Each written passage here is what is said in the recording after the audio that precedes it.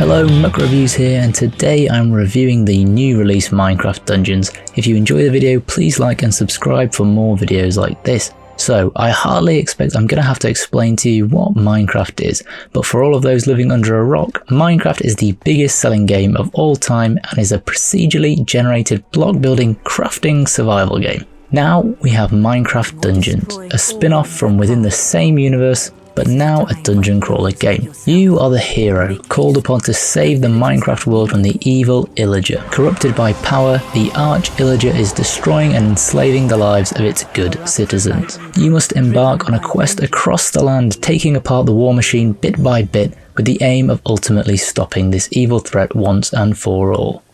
All of this is presented to you via an angelic narrator very akin to the Lord of the Rings franchise. The Orb of Dominance. You'll achieve this by hack and slashing your way through thousands of mobs across many different environments, all distinct and with their own personalities.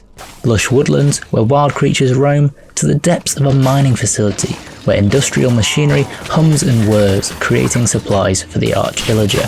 Minecraft Dungeons comes with its trademark style, instantly recognisable. Minecraft itself began as little more than wilderness, but as it grew, creators, modders and the game itself found that an entire culture and architectural style, slowly and organically. It's because of that work that this game comes flying out of the gate with a beautiful character, a fully realised world. There's a great variety of melee and ranged enemy types that all bring something different, and within these, there's also differently armoured versions. As the game progresses, more types are introduced and combined to increase the difficulty, and this is done at a good pace. This game is definitely a stripped back version of a dungeon crawler. It keeps its mechanics simple: A to melee attack, right trigger to range attack, and 3 artifact slots, quick assigned to the rest of your colour buttons. Aside from another button for a permanent health potion, that's it. It's not only the mechanics that are stripped back, but the layout of the maps too.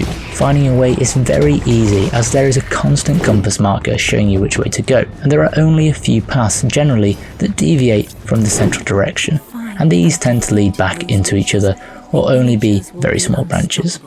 On top of this, there's always the map, which is completely visible to you from the start, which overlays your game with a beautiful minimalist style. And while sometimes it can feel a bit basic, it really suits the Minecraft IP. At the end of the day, Minecraft is predominantly a family game, often what a lot of kids are spending most of their time on. Because of that, it makes sense that the game doesn't want to have overly complex systems for the sake of it. This may well be many young people's introduction to a new genre of video game, and I think for that, it strikes the balance really well.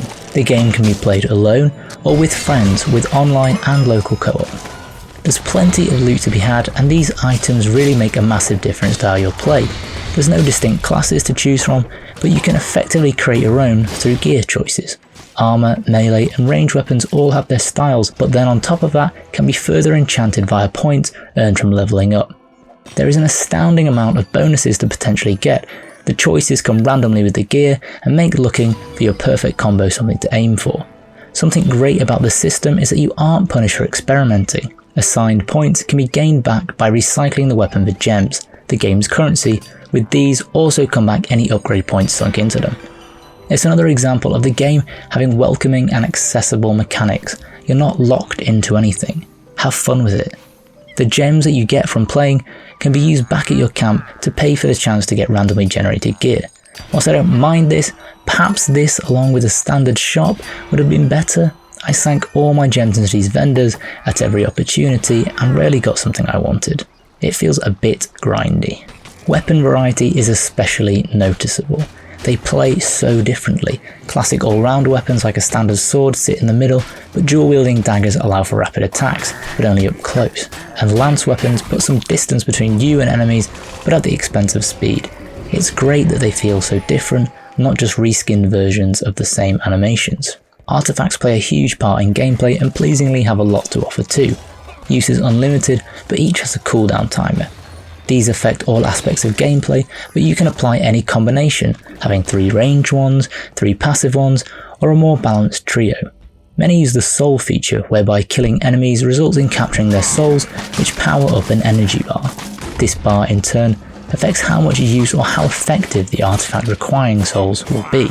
The only concern when it comes to these, it seems to me, is that there are really powerful combinations that you'll struggle to say goodbye to once equipped. From very early on, I had the mushroom artifact that sent you into a rage, vastly increasing your attacks to machine gun-like speeds. This tactic was absolutely decimating, and I could kill early bosses in seconds. This may well just be down to my preference, but once I found my 3, so many artifacts seem very disappointing to me in terms of effectiveness comparatively. The game has 10 main levels with additional secret missions to find within these. One of the most disappointing things about the game was its length. The 10 main missions took about 6 hours on a standard difficulty. It seemed to me that each stage should have at least 2 missions in each area, rather than the one they had. I was a bit surprised at how quickly I managed to get to the final zones. On top of this, the secret missions rely on you finding them to complete. Playing this game for a review, I thought I was being pretty observant, more so than an average player, and scouted out 90% of all space, killing 100% of the mobs. Despite this, I only actually gained access to 1 secret mission during my playthrough. Make sure you keep your eyes peeled. These missions add another couple hours and take the playthrough to about 8 hours. Still not particularly long compared to most dungeon crawlers. What makes this more annoying is that on day 1 of release, there's already a coming soon section of the map advertising future DLC. Why isn't this in the game already? However, as I did earlier, it has to be considered that a lot of the player base will be younger and may take a lot longer than that to get through it. When you do complete the game, you're given the option to do a kind of New Game Plus, with the Adventure Mode and Apocalypse Mode. Here you can take your character and replay the game with a harder set of rules in return for better gear. These modes are necessary to get to the higher levels, as you'll probably only get to rank 25 out of 50 in one playthrough on the standard mode. The whole story felt like it could have done with a bit more care. The only real element of narrative came in 2 cutscenes, at the beginning and at the end. Apart from this, there's a couple lines at the beginning of each mission as the camera is lowered in. It just doesn't thread the story together very well. You never see any consequence or reaction to your actions.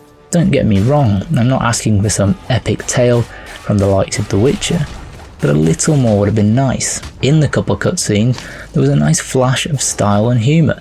It just seems odd that there wasn't more of these. In summary, Minecraft Dungeons is a clean and tidy dungeon crawler. Whilst not overly complex, it has enough variety in it to keep it fresh. Combat is fun and satisfying with the different weapon styles that highlight. The game is streamlined and slick, perfect for players taking their first steps into the genre. Accessibility at its core.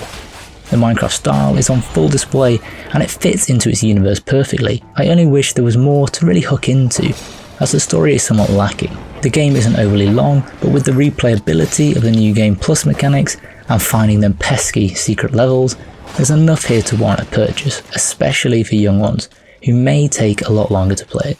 Could the loot system have more depth? Yes. Could there be more RPG elements? Definitely. But considering the target audience, these aspects may have actually taken away from their enjoyment of the game. For older players, I definitely recommend cranking up the difficulty from the start. Because of this, I give Minecraft Dungeons an 8 out of 10. Have you played this game? What did you think? Let me know in the comments below, and if you like this video, please like and subscribe. See you later.